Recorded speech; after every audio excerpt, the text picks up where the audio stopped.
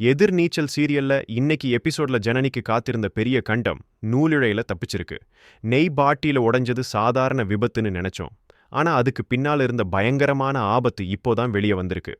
வேலை கேட்டு வந்த அமுதா கீழே சிந்தி அந்த நெய்யை சாப்பிட்டதால மயங்கி விழுந்துட்டா. இங்கி பதறி போய் ஆஸ்பத்திரிக்கு தூக்கிட்டு ஓடினா அங்க டாக்டர் சொன்ன விஷயம் ஜனனிய ஆட்டி படைச்சிருச்சு.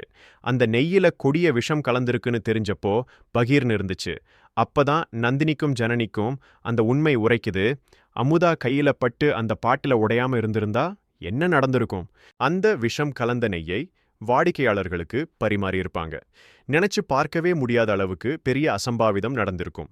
கடவுள்தான் அமுதா ரூபத்துல வந்து காப்பாத்திருக்காருன்னு நந்தினி கண்கலங்குறா. முதல்ல அமுதாவை திட்டுன நந்தினி இப்போ அவளால தான் குடும்பமே தப்பிச்சிருக்குன்னு தெரிஞ்சதும் மன்னிப்பு கேட்கிறா.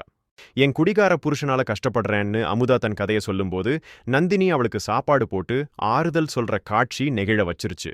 இன்னொரு பக்கம் பினாமி குமார், கதிர், ஞானம் 2 பேருக்கும் புது பாடம் எடுக்கிறாரு. பொண்டாட்டியை அடக்கி வைக்கிறது தான் ஆம்பளைக்கு அழகு. திரும்பவும் அந்த வீட்டுக்குள்ள போய் அவங்கள முடக்குங்கன்னு விஷத்தை கக்குறாரு. பெண்களை அடிமைப்படுத்துறதே வேலையா திரியிற இந்த கும்பல் ஜனனியோட தொழிலை அழிக்க திரும்பவும் உள்ள நுழைய பிளான் போடுறாங்க.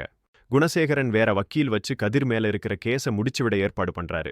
குணசேகரன் கூட்டத்தோட சதி ஒரு பக்கம், விஷம் கலந்த நெய் விவகாரம் இன்னொரு பக்கம்னு ஜனனிய சுத்தி ஆபத்து வளைக்குது.